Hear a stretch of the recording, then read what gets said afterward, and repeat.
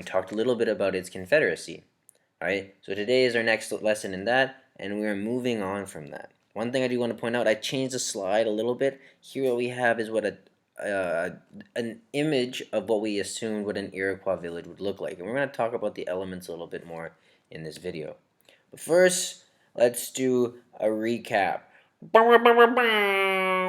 Just a little bit of a way to try to make this a bit more exciting, because I know it may not be, but it is, right? What it is it's highlighting the fact that what we had is we had 5 separate nations, right? 5 nations, 5 tribes that essentially were at war and fighting and killing each other.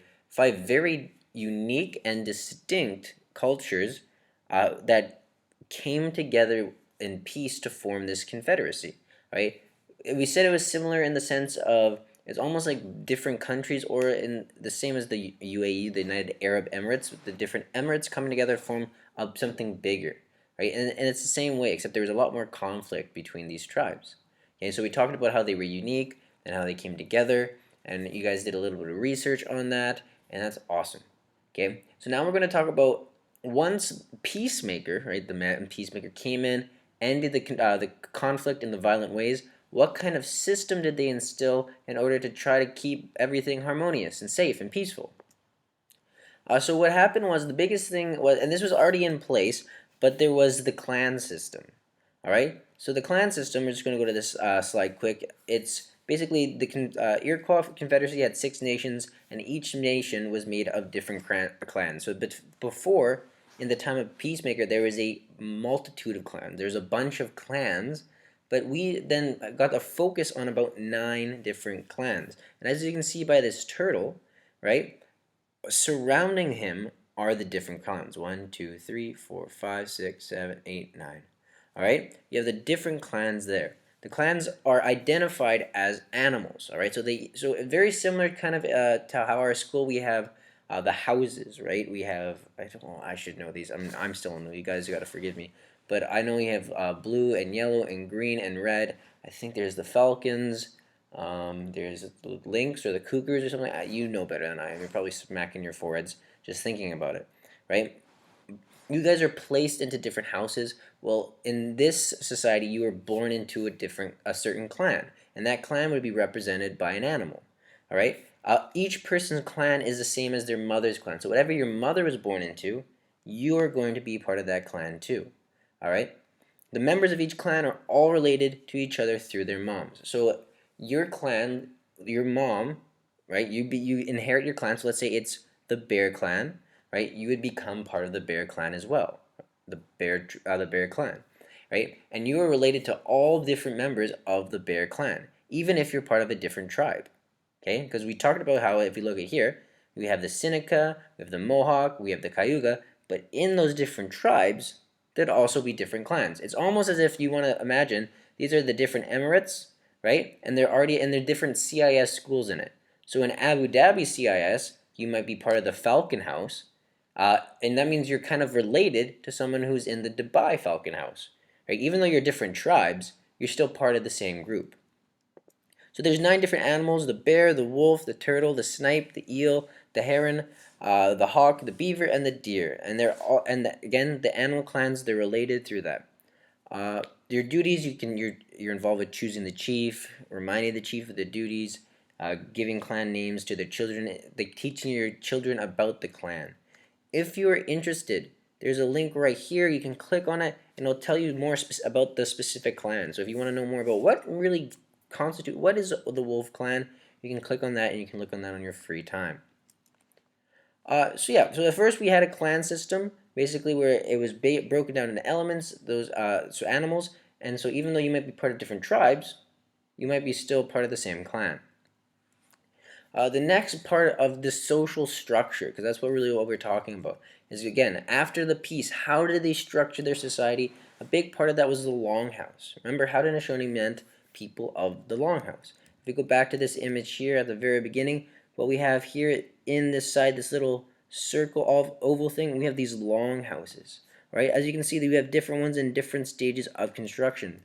Essentially, the log house was a wooden frame with bark on the outside, right? And it builds this idea that the members of the Iroquois Confederacy belong to the same family, And if they belong to the same family, they should be united, right? If they're part of the same clan, they should be united. And so you have these big, long houses. It's not just their home, it is the center of their society. It can hold up to 50 or 60 or 80 people inside of it. And each community, so the small villages could maybe have 4 to 5 to 6, but the big communities, the big villages would have more than 50 homes. And what happened would be is as your family kept growing, you would keep just adding on and building onto your longhouses. So it might start off smaller, depending on your tribe, right, or your clan, sorry, not your tribe. But over time, you would start to build onto it. And so what happened is in this house, you'd have a lot of generations in this long house. You would have really young children, you would have teenagers, you'd have the parents, you'd have your aunts, you'd have your grandmothers and your grandfathers, you'd have all your distant relatives that fall under your mother's side, right? And we'll talk about why that's important later. This what we have is on our right we have the image of what it kind of looked like in one aspect of the longhouse, right? You'd have a place to store stuff. You'd have it's almost like bunks to sleep on. You'd have fireplaces. Obviously, you would need that year round. And this is kind of what we have again of that drawing. We have the frame, right? On the left, we can actually see the frame. We can see those sticks, and on the top, we have the bark that surrounds them. And we have people coming together. And this is where they would come together as a family, and they would talk about the concerns and how to move forward as a community. Like, what do we need to do? It's a place of meeting and it's a place of family. So I mentioned that the people you would live with in your longhouse would be based on your mother, right? Same with your clan.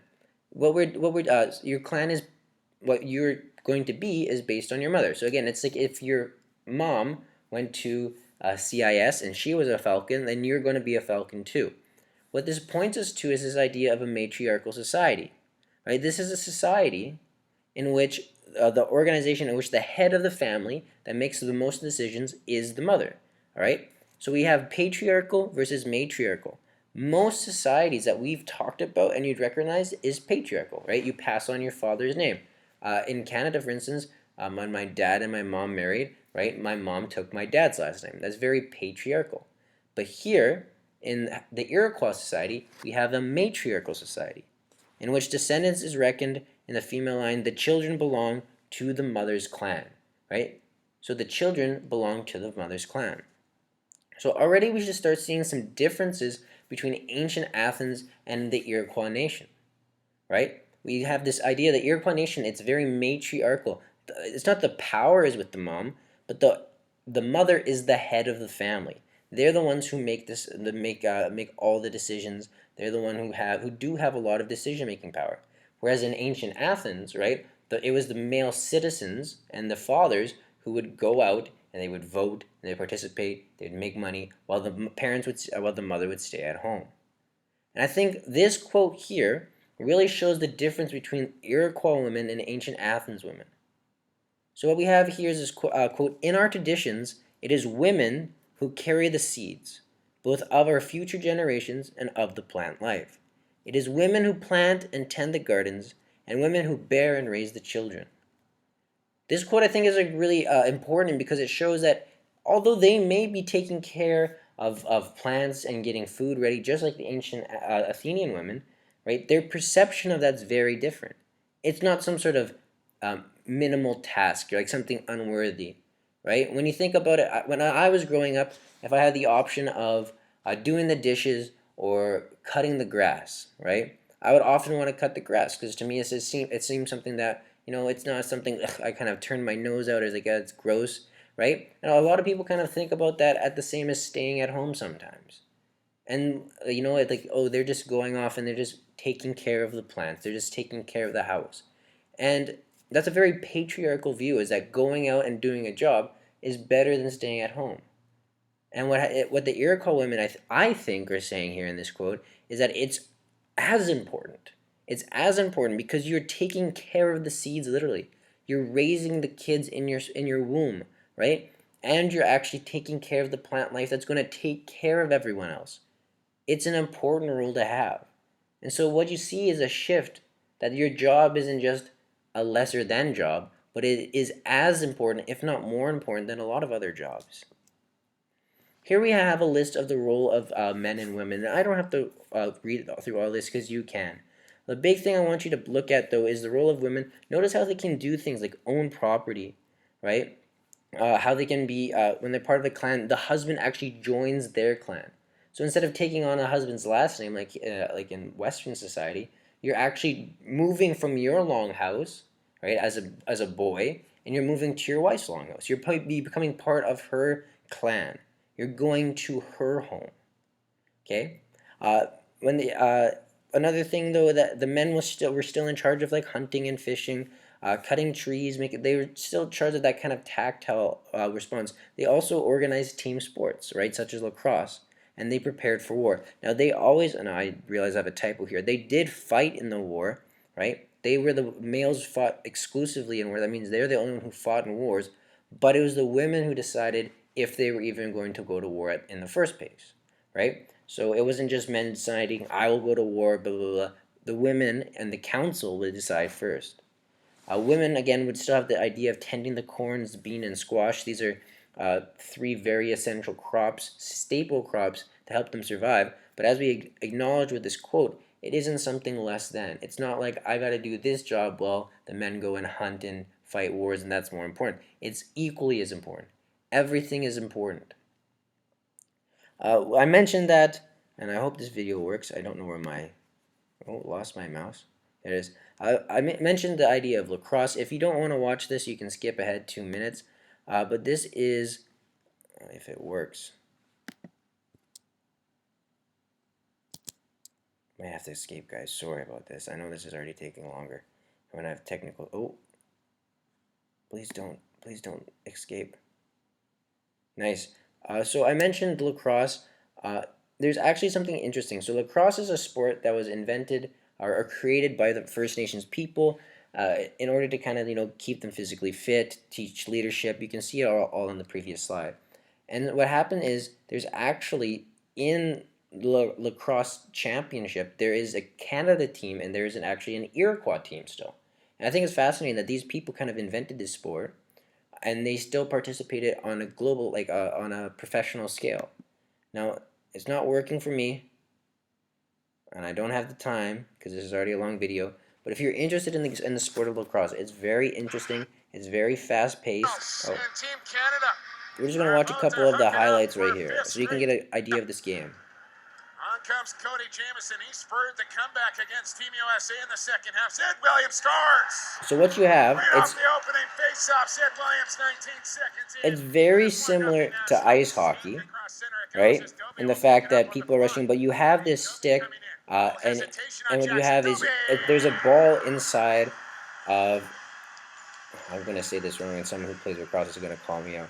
But essentially, you have like a net, a basket, right? And you have a ball inside your basket, and what you do is you throw it through that net, and that big guy in the back, that's the goaltender, right? And so what this is a highlight. The people with the purple helmets and the white shirts, that's the Iroquois Nation. Red is Team Canada, and they're playing in the gold medal game. And it's a very fast-paced, it's a very rough game. And this was created by the First Nations people. And it is interesting that it is an important sport in Canada today. So you can watch this as long as you want. It's still going to be up on the thing, but you can skip that if you so need to.